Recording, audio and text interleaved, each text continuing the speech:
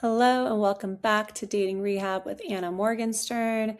This will be episode 2, and I'm so excited to have John Wordin on today. We call him JW. He said I'm a friend now, so I can call him that. He has done so many amazing things, from being a professional athlete to doing amazing work with veterans, with Warrior Games. I'll let him explain everything that he does because he'll do a lot better job than I will. But thank you so much for coming on, JW. Tell us a little bit about you.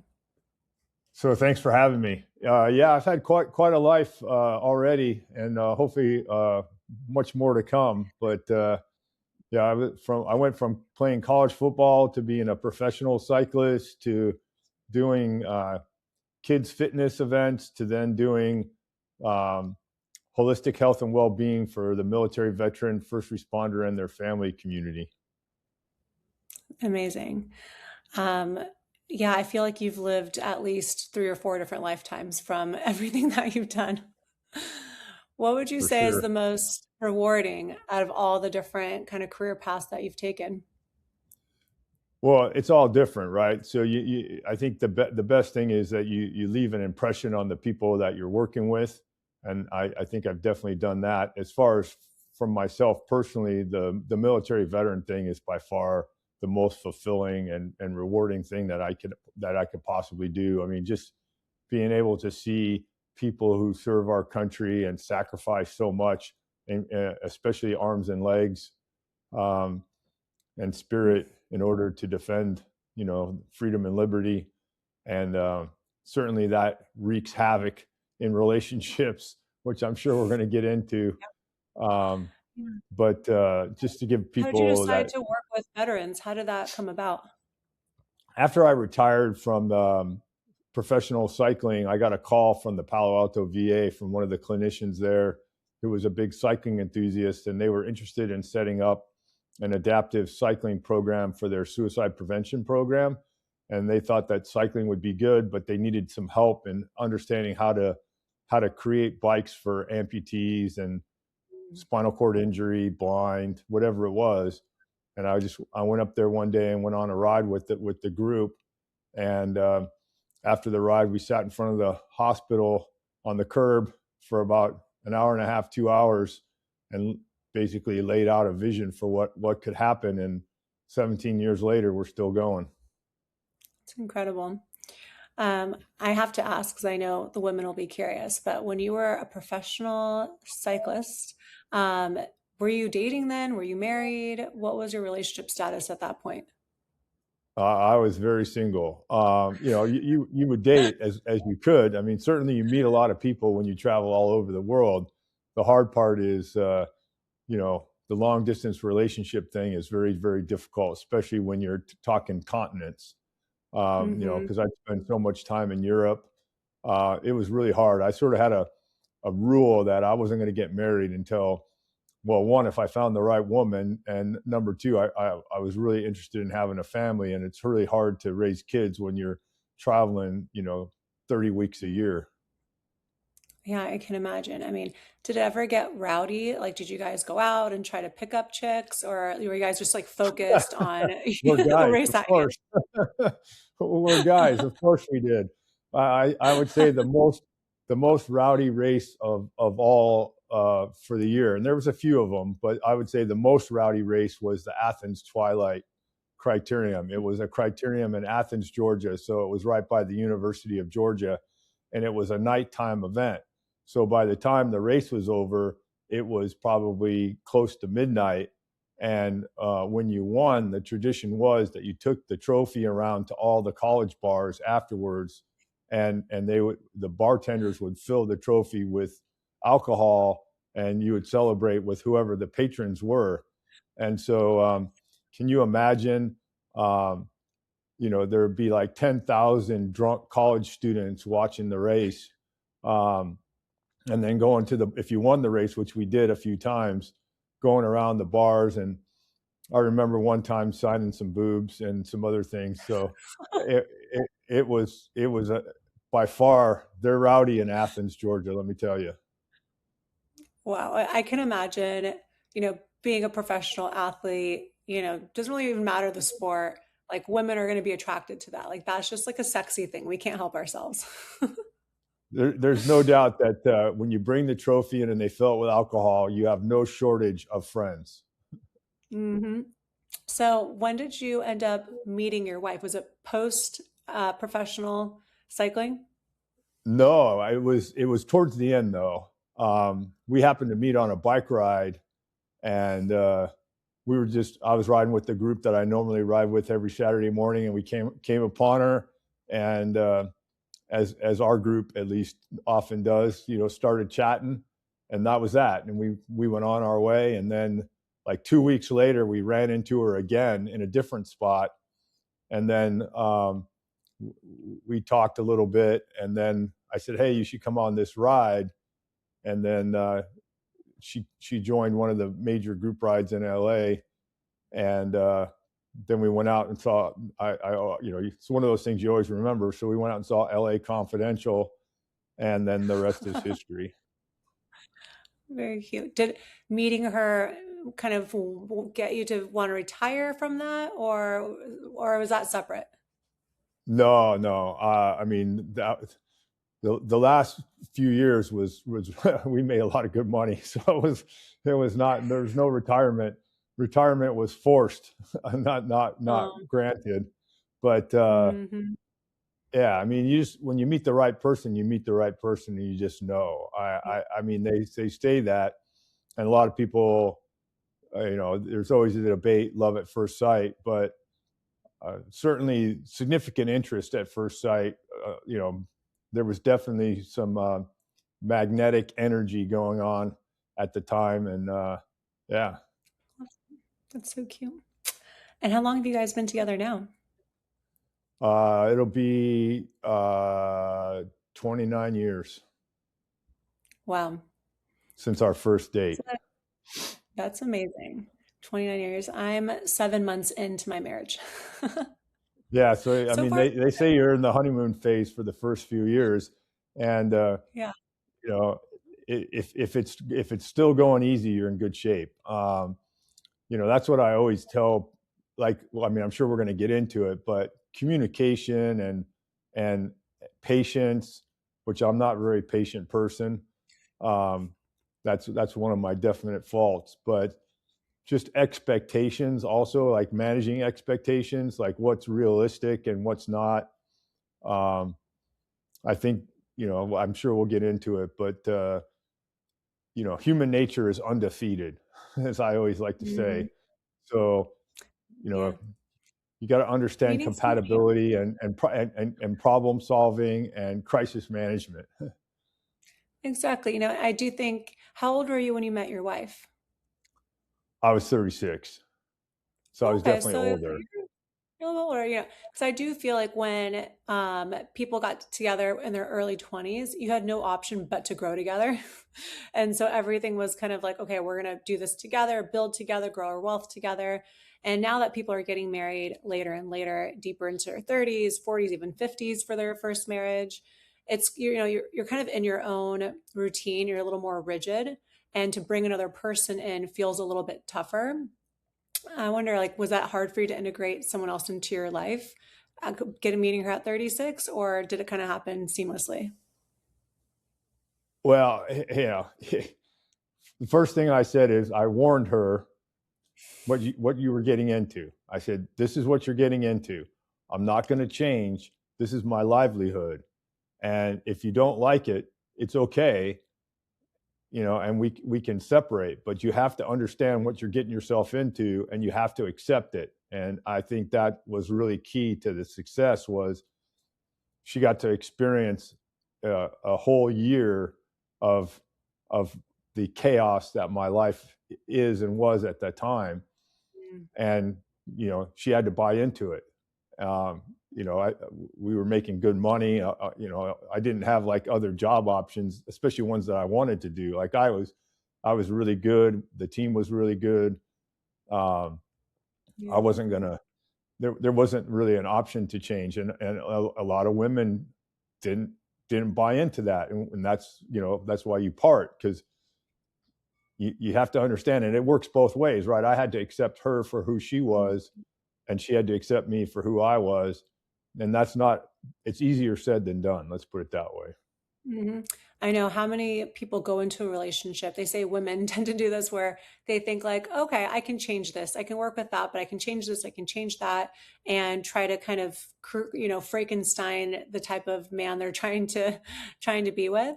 And it's so true. Like you have to just accept the person as they are. And of course, like you can be a positive influence and like if they see you picking up your socks in the morning, maybe he'll do that too. But like who people are in their core and like what's important to them, how they live their life, like it's really hard to change. Changing like, okay, I want him to get this haircut or wear this kind of shirt, that's a lot easier.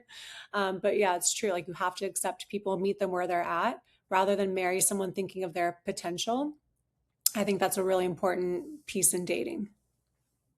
No, and I think it definitely, your life experience at the time you get together has a big role in that. Like you were mentioning earlier, when you're younger, you have less life experience, and you haven't been around. Mhm. Like my life experience was, I traveled the world at 22 years old, and so you grow up and understand self sufficiency and independence and all those kind of things, and those become part of your character. And I think, if you've dealt with a lot of adversity or had to deal with a lot of downs and how to pick yourself up, I think that also helps a lot in Mhm. relationships, because there's always going to be downs. It's never perfect. I mean, there's no such thing as that trajectory. It's this, and you know, mitigating the highs and lows is a life experience thing. And some people, even after many years, still have trouble dealing with that stuff.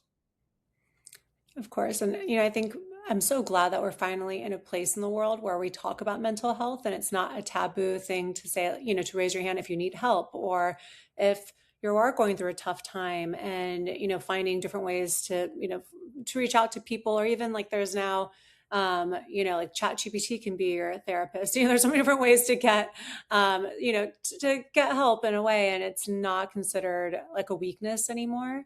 And I mean, you've really seen the growth of the mental health industry. I mean, compared to what it was even a decade ago. What are some trends that you're seeing? Well, first, I mean, in our program, we talk about um, mindset is a really foundational factor, and what is a person's mindset. And I feel like maybe that's a test that people should give each other when they start a relationship, and see what each person's mindset is and see how Mm, compatible you are.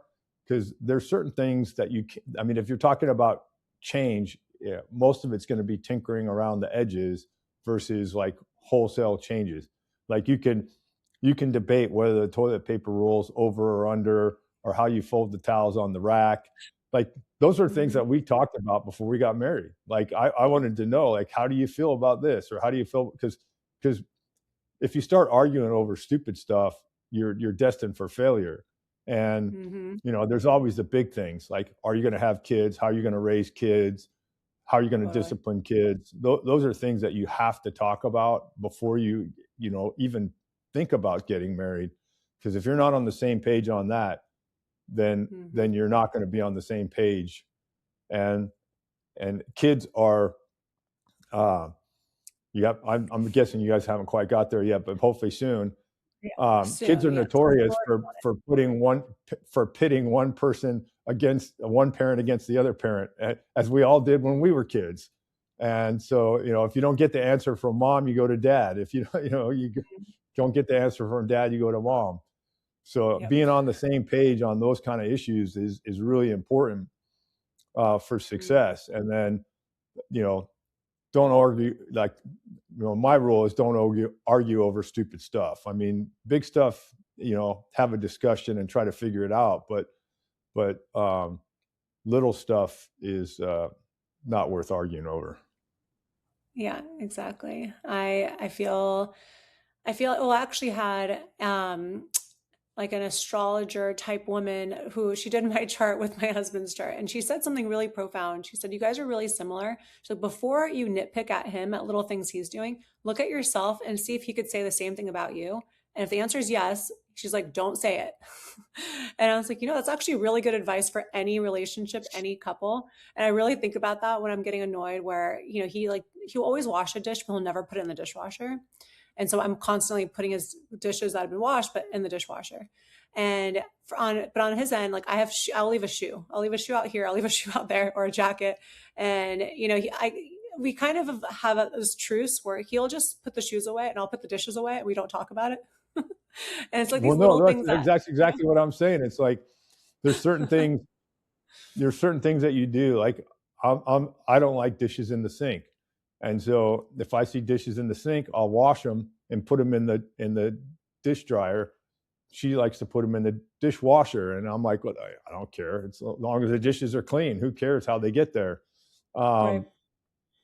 But yeah, I think getting back to the mindset thing, I think it's when you talk about mindset and you look at, how do you deal with risk, fear, failure, identity, happiness, personality, those things, satisfaction, those go a long way in understanding compatibility, and also like you as a person, what's your growth and what's your self-awareness? Because the thing you were just talking about with your therapist there, that's a self-awareness thing, like you being more self-aware about yourself and how your spouse or mate or relationship views you, and how that compatibility operates is definitely super important to long-term success. Mm-hmm. It's funny. I've screened thousands of people for my matchmaking business, and there's one common theme I hear again from men.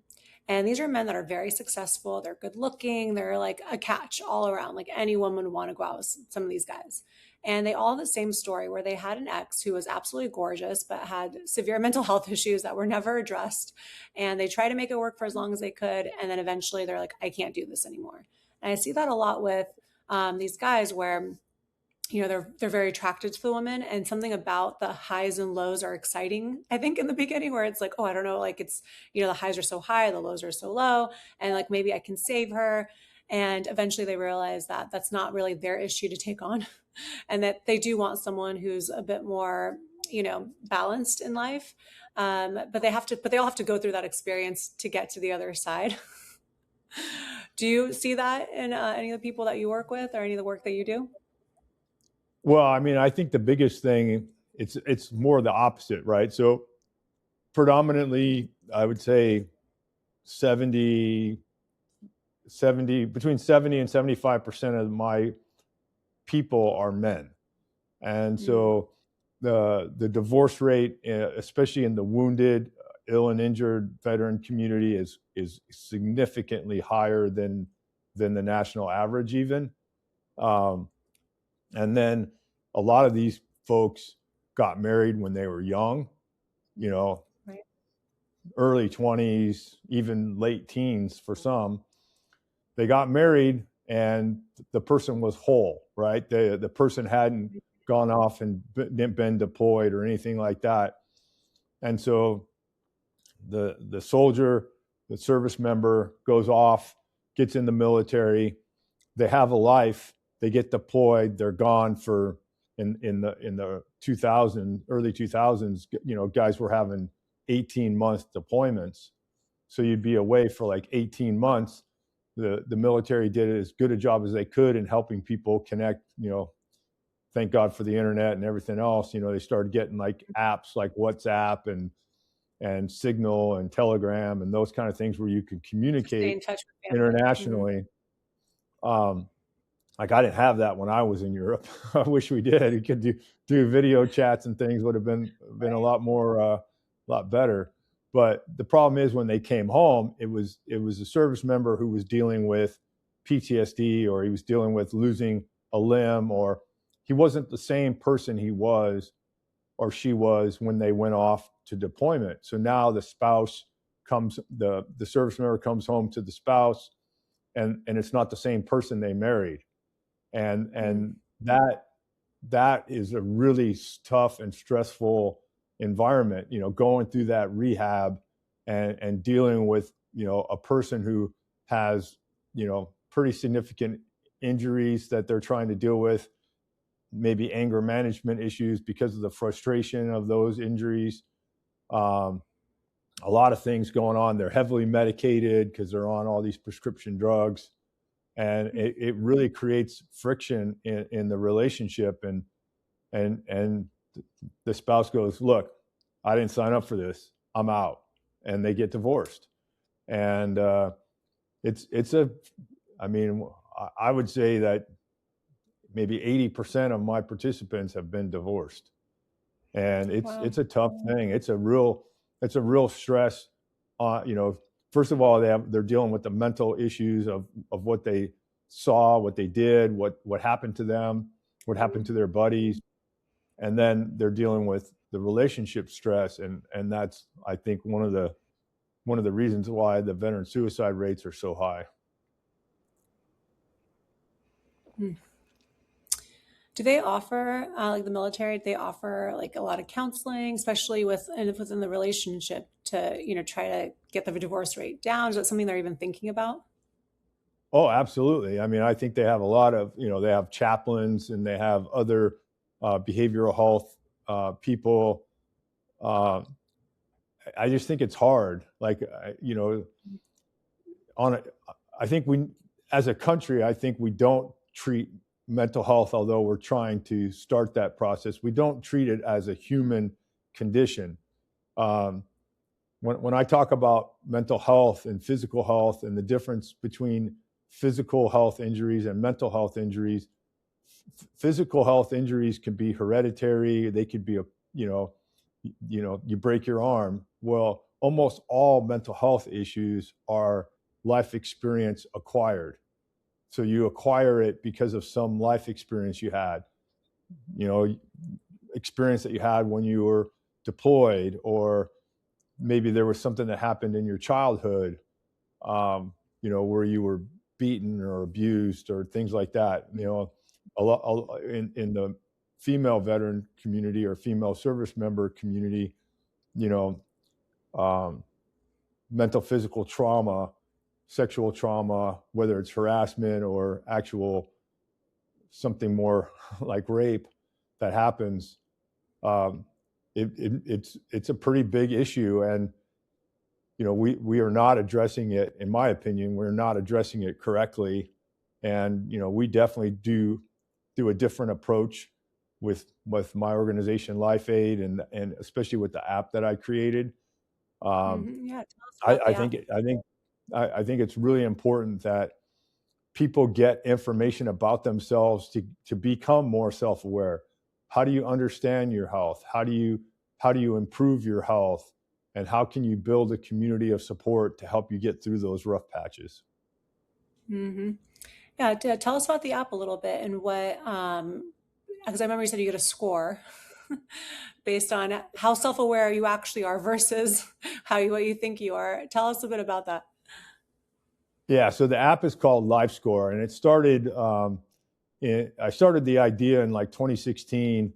I became an official suicide prevention partner of the VA, and you're going to all these suicide prevention meetings and learning about all the latest research and what's going on in the suicide prevention space. And the VA has this program called the Behavioral Health Autopsy Program, or BHAP. And one of the clinicians is given the report, and they're talking about the patient perspective, the family perspective, the clinician perspective, and all the things that were going on. Well, the average suicide has 3.8 behavioral health risk factors. And the BHAP report tries to identify the ones that are the most common in a group of about 3,000 suicides.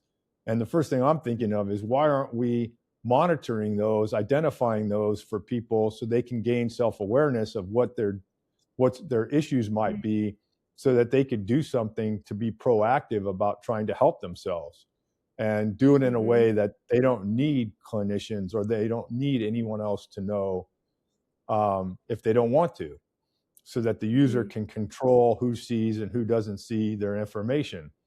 And that is extremely popular concept, especially in the veteran community and especially around mental health. And it's my belief, like I always say, human nature is undefeated. If you're given information and you know you're struggling, and you're given a path, an action plan for your life, like a game plan for your life, most people will try to follow it. And if they can Mm, create that support community, maybe they can group up together and work on it together. And you have that natural camaraderie, especially in the military veteran community. There's a lot of camaraderie. I mean, your life depends on the person on your right and on your left.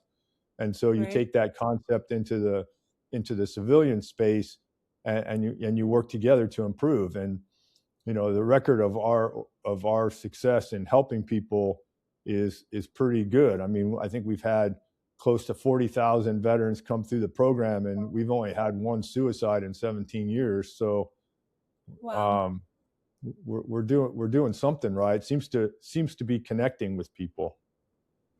Yeah, I remember you mentioned there's like a huge discrepancy of like the self-awareness part, right? Like what people would think that they are versus the scores they can get. Like, what do you see around that? Yeah. So one of the things that we do, especially early on when we were testing the app, so the app Life Score, it gives you a score for your overall life. It gives you a score for mental health, spiritual health, physical health, sleep, food, nutrition, and it has a mindset quiz. And then Hmm. once you go through that process and enter in all your life experience and health history, it gives you tasks and resources to help you improve. It gives you an opportunity to build a community. And then you can have like an inner circle community of just people that you personally know and trust. And then there's a broader, um, you know, community of all users. And the idea is, like, I always ask people, what do you think is your strongest category, and what do you think is your weakest category? And Right. it's probably 70-80% of the people, when they do the first assessment, their weakest category turns out to be something that they didn't think it was. And a lot of that Hmm. is because there's implications for everything. Like, what you eat impacts your ability for physical health. It also impacts potentially your sleep, which can impact your mental health. So all these factors are interconnected. And so people, their perception is, oh, I don't work out, but that's my problem. Whereas the problem might be that you just eat crappy, and that kind of Hmm. thing. And then, we also look at things like drinking, smoking, alcohol, prescription drugs, recreational drugs, that kind of stuff, how much caffeine, because those things all impact your life either positively or negatively. And yeah, basically the tool is to give you information about yourself so that you can become more self-aware. Hmm. Yeah, I can't even tell you how many people I've spoken to or worked with over the years where I was like, if only they had a little more self-awareness in dating, they would have much better success because who they think that they should be meeting or who they should marry is very different in reality of like realistically who they could end up with. So maybe I'll refer them to your app. You should, and then have their romantic interest take the app too, and then compare, especially the mindset part. You might save yourself a lot of trouble, or might find the person you're looking for that you didn't know. Do you recommend couples to take the quiz and see where they match up? Oh, 100%. Yeah. I mean, that was one of the things that we tried to do with the app, is like, you can see what you're compatible with. Hmm. Because I think, and again, this is a general statement, so I'm sure, don't write me hate mail, but I think men tend to have more of a type than women do. Um, and so, like, there's the physical attraction, which again, I think men have more of a physical type that they like, that they're attracted to, at least initially. Mhm. But then the personality and the personality compatibility is so important, and that's really what mindset is how you perceive yourself and how people perceive you.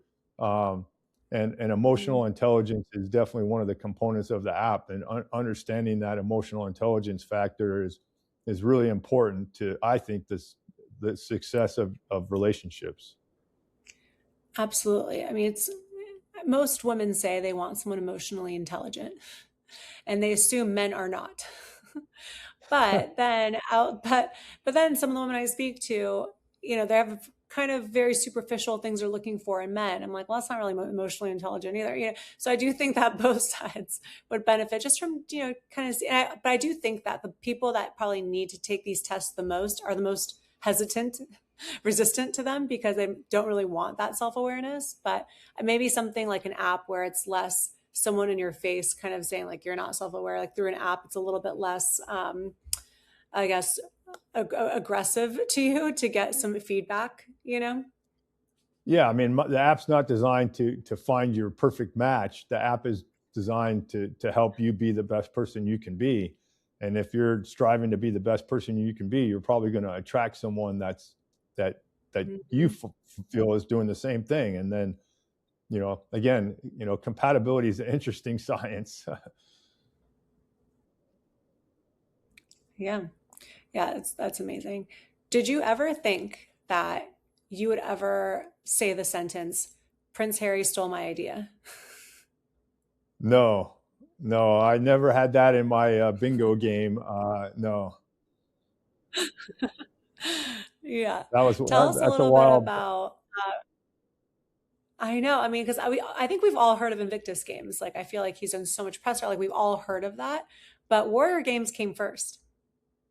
Yeah, so in 2009, I got connected to the program was like a rocket ship, and we were helping like thousands of people a year, and it got the attention of the command at the Joint Chief level. And at that time, that was the time around the Walter Reed scandal, and there wasn't really adaptive sports as a concept, an integrated concept. I mean, there was adaptive sports, but there wasn't like a priority like, hey, we got to get these wounded, ill, and injured guys into adaptive sports until I came along and showed that these amputees can actually do a lot more than you think. I mean, in the early days, I mean, I can't even tell you how many times a therapist or a practitioner or a clinician or someone would say, there's no way they can do that. And then they would go and do it. And so we were moving the needle pretty hard. And then I got approached by the military command, particularly the Army, and the head of the Wounded Warrior Transition Command. We were riding between Texas, between Austin, Texas, and Fort Hood, and the Army general says, John, not everyone wants to ride a bike. And so I said, I have a good idea. So I got summons to the Pentagon, and we had a meeting, and I presented the concept of the Warrior Games. And it was going to be a competition amongst the service branches, and it was all going to be adaptive sports like sitting volleyball and wheelchair basketball and different events like that. And then the commander of the Marine Corps Wounded Warrior Regiment, he got involved. He thought it was a great idea. And the first one was in 2010. It was a rousing success. And then we set up adaptive programs at every military base, every WTU for all the service branches around the world, so that every wounded, ill, and injured soldier could participate in an adaptive sports program at the military base wherever they were in the world. And so there was close to 20,000 soldiers a year involved in those programs. And then in 2013, Prince Harry came to Colorado Springs to the Warrior Games, and he goes, this looks great. We're going to get more countries involved. And so he created the Invictus Games. And fast forward to a couple of years ago, I get a call from the British tabloid press asking me to comment on Prince Harry's Netflix show and how Prince Harry created the Invictus Games because he was inspired to create the Invictus Games while he was flying helicopters in Afghanistan. And the reporters were like, I thought he got inspired when he went to see the Warrior Games. Didn't you create the Warrior Games? And the first thing I thought is like, how the hell did these British guys get my phone number? That was crazy. And so, they were looking to trash Prince Harry. And I was like, I'm not getting involved. Prince Harry's trying to do a good thing. He's trying to help soldiers. I know the impact that those games make on people. And I said, I'm not really interested. And he asked if Prince Harry had ever called me and thanked me or said anything to me about creating the Warrior Games. And I said, no. And so I sort of made a vow to myself that I wasn't going to trash him publicly, even though he tried to take credit for my idea. He, you know, he's Prince Harry. He should be more magnanimous, but maybe that's just not his DNA.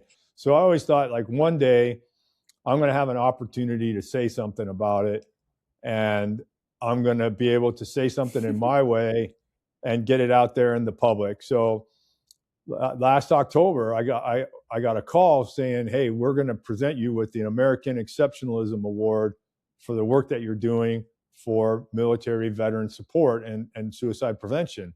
And I was very honored. And they're like, the awards are at the Kennedy Center, and I'm like, great.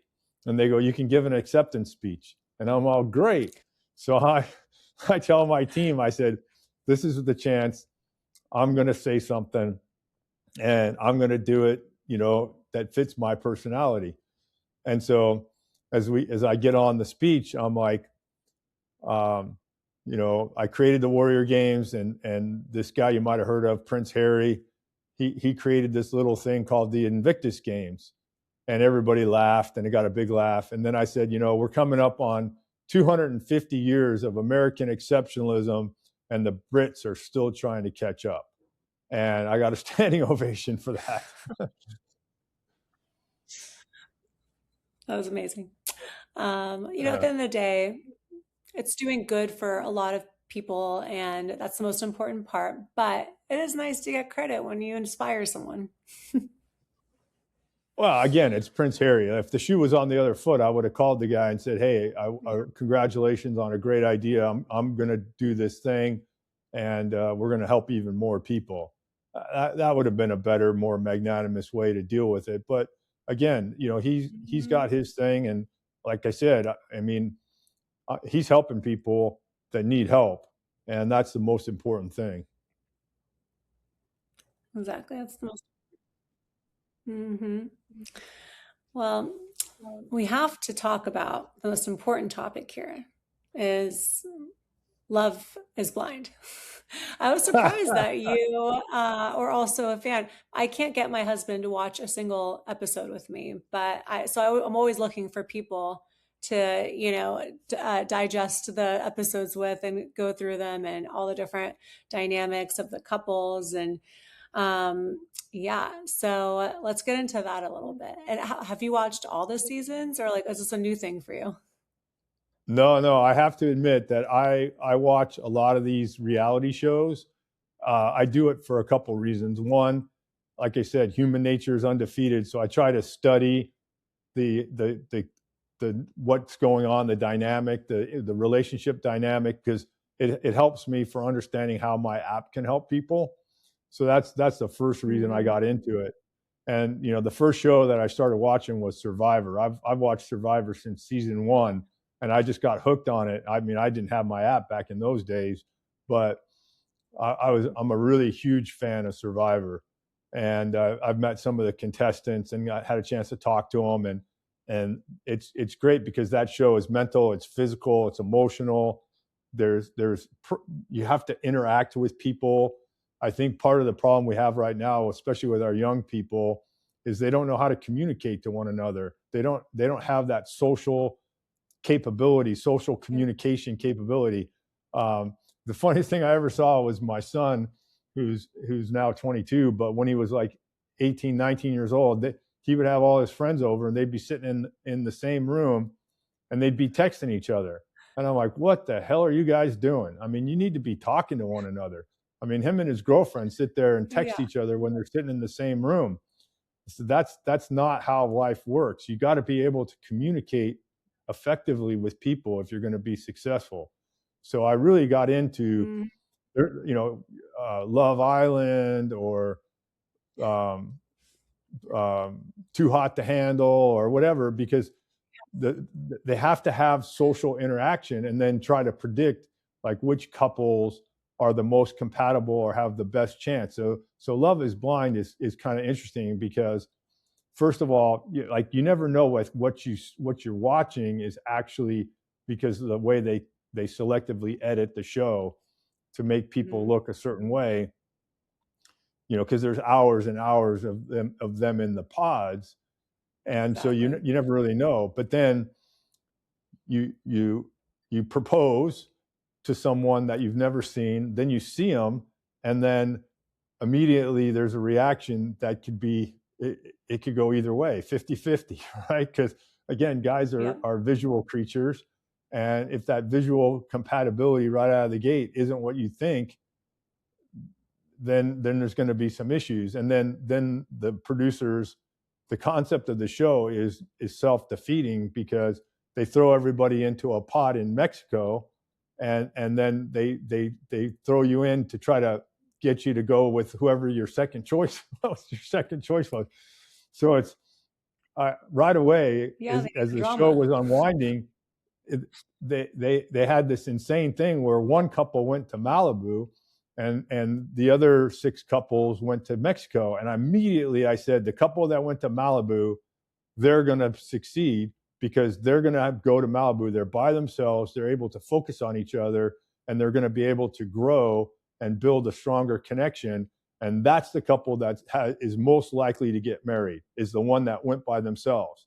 Whereas the other ones that went and stirred the pot, it's like they're setting everybody up for failure because they're trying to create these love triangles, because the show needs drama, I guess. And then some of the characters have big self-awareness issues. But it's always interesting. You're in the pod. Oh, Chris, by far. I mean, first of all, Napoleon complex is universal, so I get it. It's like that's the way it works when you're short. I'm 6'5". I never had that problem. So you shouldn't, if you're going to propose to someone, and they don't see you, don't lie about what you look like. I mean, we've seen that on both sides. Like one time a woman said that she was, Megan Fox, and she was not, at least not by most men's definition. And so, that's what I talk about, lack of self-awareness. Like you see yourself as something way greater than what you actually are. I would say the opposite is a better tactic, is to downplay yourself as much as possible. So then when they see you, you're actually, wow, that guy's way better than I thought, instead of, oh man, I'm disappointed. It's like, it's managing expectations. And that's part of self-awareness. And if you're 5'6" and you tell everyone you're 5'9", and then you see that you're a midget, and then I don't know what it is, like when women are taller than men, it's very interesting dynamic. I wonder what the statistics and the data are on the success rate of taller women and shorter men relationships. You should look into that as a relationship expert. I think from my own friends, I feel like I've seen a lot of women of my friends that married someone their height, or maybe they're a little bit taller, and they're all very happily married. Because most men sample, but I guess it depends on the men's personality too. But most women that I know prefer to date taller men. I'm not sure why or what the dynamic is, but anyway, so I mean, Chris lacks self-awareness in many areas, and like that I mean, it's all over the internet now. The meltdown he had with the doc, and the way that he went about it. And again, I feel bad for him in a way, because you don't know what the whole conversation was and how they edited it to make him look bad, or if they edited it to make him look bad. You just don't know. But to me, that's stuff you should have talked about before you proposed. I mean, I had less of an issue of like him telling her that, listen, I am attracted to people that work out more. Like I tried that. I think that was less of an issue for me. More of the issue of like him going to the mixer and hitting on another girl in front of Jess and Bree's fiance, and saying, keep saying he hasn't, a flying fuck this and a flying fuck that. Like, I feel Oh like no, that that's was his favorite word. Yeah, yeah, yeah. like needed Clueless. self-awareness.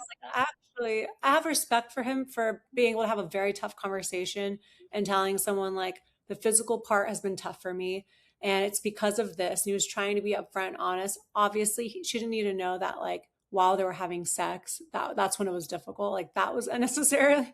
Like I don't think she needed to know the details, but I do give him, kudos for being able to bring up a tough conversation.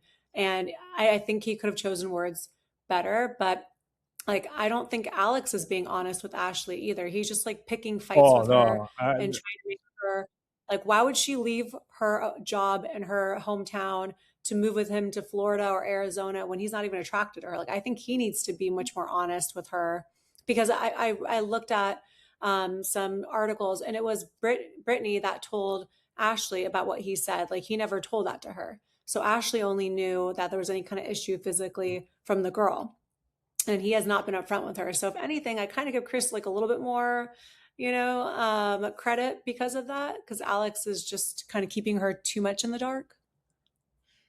no. And again, I mean, those are things that you can talk about. I don't know. I mean, I don't know how much time they spend in the pods, but they give the impression that it's a lot. And Yeah. like I said, most guys have a type of a person that they're attracted to, and I know if you lined up every girl I've ever dated or there's definitely a type.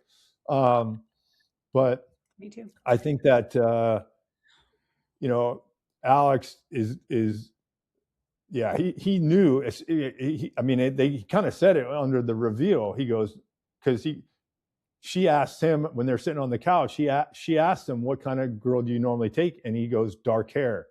Oh, blonde. And then he changed his mind, and it's like he let it out. He said it right there, and I don't know. I guess we'll find out in the reunion show or whatever if she picked up on that. Maybe she didn't pick up on that and go, "Oh, Houston, we have a problem," um, Hmm. Yeah. because like she's a spectacular individual and has a great family. Her dad was like, she was. I was like, wow, Her that's dad. she's lucky to have that. Her dad. So yeah, I thought it's a really Hmm. it's perfect human nature, looking at self-awareness and human nature and mindset and looking at the individuals. Like you can tell, I think pretty strongly early on who the successful couples potentially are and who aren't. Like, unfortunately, I see train wrecks coming all over. I mean, there's so many red flags with so many of the couples. I just don't see the compatibility. And I keep coming back to the couple that went to Malibu as a godsend. I mean, an interracial couple in this day and age, it's not that uncommon. Like, I've certainly dated that way. I don't think it's that big a deal. I guess it Hmm. depends on everything, but they are so compatible. And again, they got to spend time alone together without distractions and can really, and you could tell like when she went to visit his classroom and everything. Oh yeah, they're totally getting married. I know. And like the way they're able to communicate with each other about these bigger issues of like, she's like, I might not be able to relate to our child because they'll be mixed race. Like they were just able to have such deep, meaningful conversations in such a respectful way. I was really blown away by that. And I was like, this is such a good example for couples everywhere of like how to bring up these topics that are serious in a very loving way and to be vulnerable about some insecurities or fears you might have in the relationship because of these things. I was just really blown away by them. And I think all of us fell in love with that couple in that moment. Well, if you think about it, if you go back to the very first season of Love Is Blind, the most successful couple in the history of the show was interracial. Was Hmm. the first one where it was a white Right. man and a black woman, and they're still married, and they got kids, and they're Hmm. very successful. Um, and then the other couple from that season that are still married, the one I think she was from Georgia. Um, you could tell they were totally Amber. compatible. Mm. They were both wild beasts, and you could tell that they were going to get, and they're still married. Um, So I Hmm. think the concept of the show is very interesting, and I just feel like sometimes, like it's really interesting also that there was one couple that got engaged and you never see them on the show. They were totally left out. They didn't get to go to Mexico or Malibu, and who knows what happened to them. Hmm. Because the one girl was Yeah, I heard they broke in the up. last scene of the bar. She came, but the guy wasn't there. So I don't know what the deal is. They don't ever inform you. But yeah, Alex is he's an interesting dude. Um, yeah, I don't see them. They're definitely not getting I married. know. No, there's no way. I don't know. I don't know if any of the couples really um besides maybe Amber and Jordan. I was thinking maybe they might get married because they seem pretty like well suited The for each hard other. the And when hard I the saw hard the Amber's, hard part. not Am- That's the one that has the kid, right? yeah, yeah. Yeah, that's an interesting I one. felt like, yeah. It's funny that he said it was a deal breaker, but then, but I thought it was funny that her brother kind of looked a little bit like Jordan. I was like, oh, like I can see like this is what she's like the kind of man that she's used to like being around. I thought that was funny. But yeah, I'm curious to see what happens with them. But Yeah, the kid is um an interesting dynamic because I think what they're 6 years old. The kid is like six. something like that, yeah. Yeah, so I mean, you have to be emotionally stable and ready to as a man to be a father for someone that's not your kid. Um, Right. it's an interesting dynamic. Um, the two of them get along. It seems they're very compatible in terms of the two of them. It's just they haven't really dwelled much on the kid yet, and what that relationship is like. Because in every other season of the show, anytime one of the whether it's the guy or the woman, whoever has the kid, they never get married. The kid always ends up breaking them up. If you think about Right. it, it's happened a bunch of times, and the other person's just like, I'm not ready to be a parent. I think this show they're a little older though.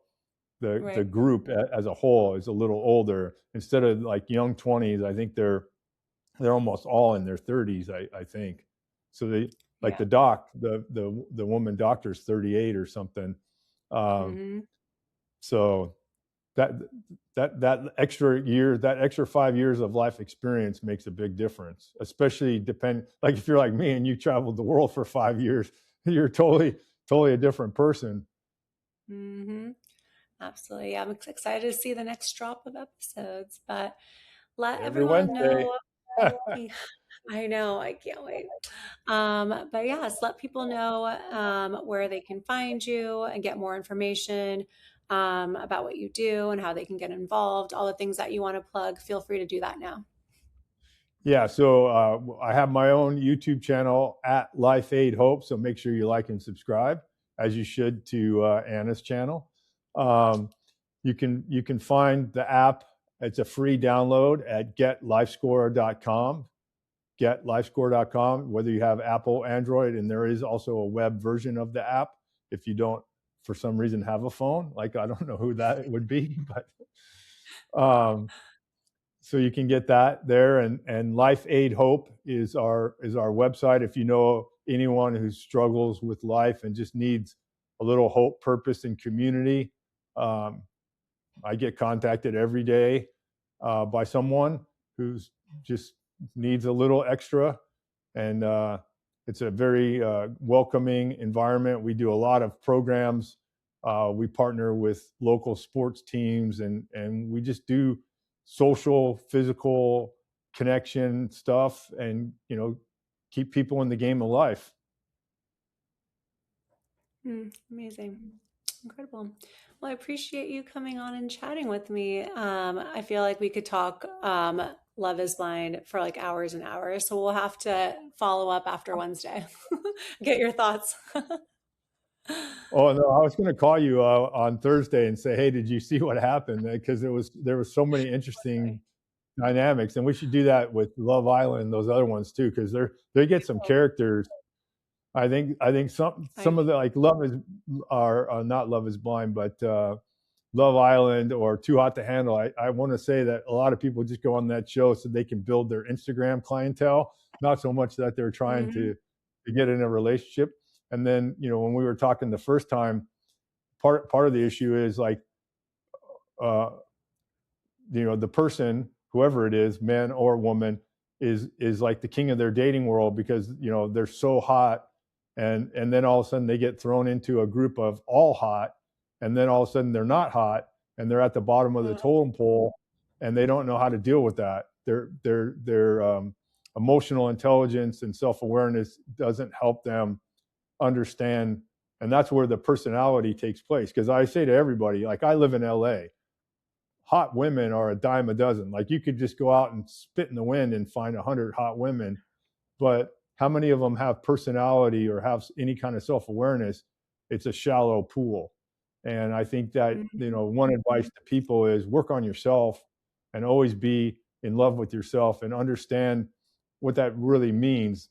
Not loving yourself like be conceited, but be humble about who you are and what you're trying to do, and be a person of substance is probably a good idea.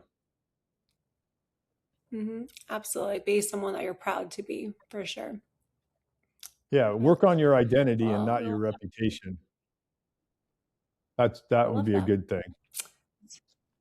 That's a perfect little nugget to end on. Thank you again for coming on. I'll talk to you soon. Thanks, Anna. Thanks for having me. Bye.